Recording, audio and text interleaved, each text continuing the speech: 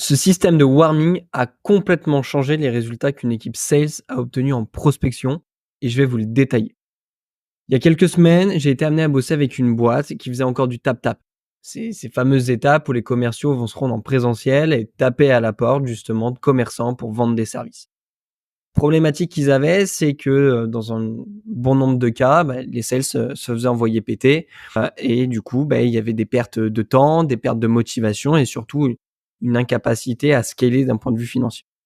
La question que je me suis posée, c'est comment on peut optimiser au maximum ce passage en tap-tap. On aurait pu le supprimer et faire que de la prospection digitale, mais déjà, c'était pas la volonté de l'entreprise en question. Et puis surtout, le modèle de tap-tap était quand même un modèle assez rentable pour eux. Il fallait simplement l'optimiser.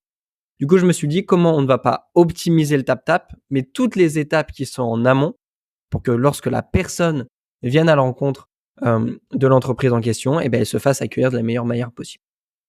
Et ça a donné lieu à ce système de warming que je vais vous présenter aujourd'hui. Alors, la base de système de warming, c'est tout d'abord déjà viser l'ICP et les personas type du client. C'est-à-dire que bien évidemment, on est revenu définir tout ça. On est venu redéfinir les cibles, les services associés, les problématiques rencontrées par chacune des cibles pour pouvoir construire des bases de données ICP persona. D'accord? On est venu faire du sourcing sur ce qu'on appelle du multi-source. C'est-à-dire que j'ai pas juste utilisé du Sales Navigator, j'ai utilisé du Faro pour faire aussi appel à 12 entreprises et du Scrap.io pour toutes les entreprises qui sont présentes sur Google My Business. Tout ça, ça nous a permis d'agréger beaucoup de data. Toute cette data-là, on est venu la mettre sur Clay.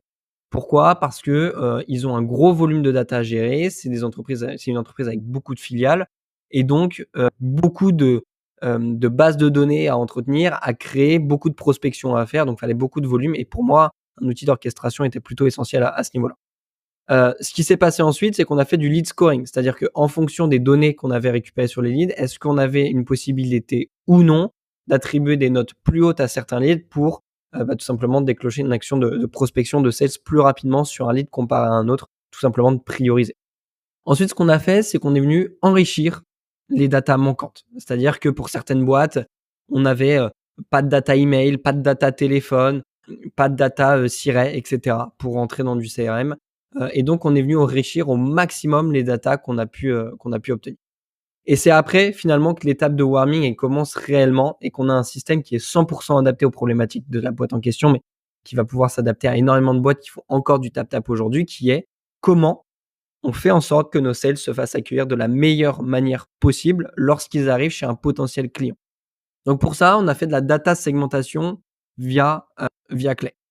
Dans un premier temps, on est venu travailler sur les datas de leads qui avaient uniquement des numéros de téléphone fixes et des emails génériques. Un email générique, c'est un contact nom de l'entreprise, c'est un hello nom de l'entreprise, bref, pas un mail nominatif. Ce qu'on est venu faire là-dessus, c'est un message vocal de warming envoyé en masse via Mailingvox. Typiquement, ce qu'on venait dire, c'était bonjour, écoutez, je me permets de vous contacter. J'ai été en relation avec telle personne de telle entreprise qui est près de chez vous, qui m'a dit que ça pourrait être bien qu'on se recontacte. Vu que j'ai pas pu vous avoir au téléphone, je me permets de vous laisser un petit mail dans la foulée et n'hésitez pas à me recontacter si vous avez un moment. Ça, c'est un mail de warming. Pourquoi on parle pas de service, on vend pas de service, on dit simplement qu'il y a une raison du prise de contact, qui est qu'on a travaillé avec une boîte qui est dans le même secteur que vous et qui nous a conseillé de vous appeler, que ce soit vrai ou non, et qu'on a cherché à vous appeler. Et ensuite, instantanément, on envoie un email de follow-up sur Instantly. Ça permet déjà d'avoir 2 points de touche directement avec votre prospect, avec votre lead. Si votre lead, il n'a pas entendu parler de votre entreprise au préalable, en l'espace de quelques minutes, quelques heures, il va en entendre parler 2 fois. Donc ça permet déjà de faire un warming, se rendre visible et donner une vraie raison à la prise de contact. Ensuite, on est venu séquencer en fonction de s'il y avait un portable ensuite et un email nominatif ou s'il y avait un fixe et un email nominatif. Pourquoi on est venu segmenter comme ça? Et tout simplement pour envoyer des messages un petit peu différents et pouvoir tout simplement intégrer un peu de personnalisation. Typiquement sur un email générique, on va pas mettre de nom, de prénom parce qu'on sait pas qui va le recevoir. Idem pour un fixe, donc c'est un peu plus compliqué. Une fois que tout ça c'est fait, ça nous a permis ensuite de commencer. Une fois que tout ça a été fait, ça nous permettait ensuite de commencer le process, le système de prospection sales, c'est-à-dire de mettre en place de réelles actions de prospection, en l'occurrence pour eux du call, du tap-tap.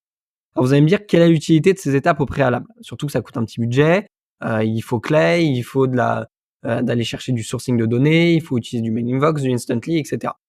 L'utilité du warming, c'est de maximiser vos taux de réponse, de prise de contact, après sur vos étapes de prospection.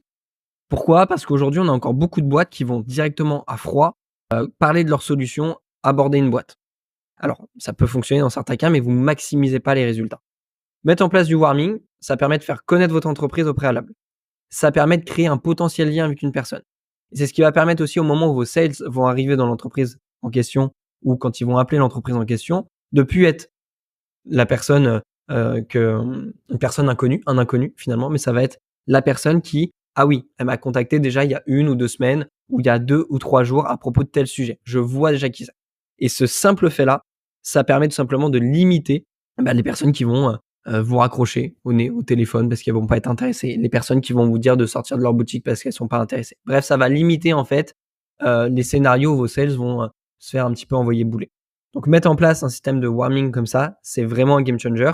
Typiquement, on est sur des taux, d'acceptation en call, c'est-à-dire que la personne ne raccroche pas immédiatement ou des taux d'acceptation en tap-tap qui ont, triplé, quadruplé facilement, tout simplement parce que la personne avait entendu parler de l'entreprise, au préalable. Donc si vous aujourd'hui, vous mettez encore en place, des systèmes de prospection, on va dire un peu plus old school, du cold call, la prospection physique, mais que vous avez du mal à optimiser vos taux de réception et vos taux d'acceptation, n'hésitez pas à réserver un call sur le lien qui est juste en bas, de cette vidéo. On pourra déjà voir un petit peu ce que vous mettez en place et ensuite voir comment on pourrait mettre en place un système de warming qui vous permettra d'aller chercher beaucoup plus de taux d'acceptation. Tout ça en automatique, c'est pas vos sales qui sont obligés de gérer ça, ça peut être une équipe acquisition, une équipe market ou un head of sales éventuellement et qui peut ensuite dispatcher les leads en fonction des sales que vous avez. Et bref, ça permet d'automatiser la prise de contact, de faire du warming, de se rendre visible avant de commencer la réelle prospection.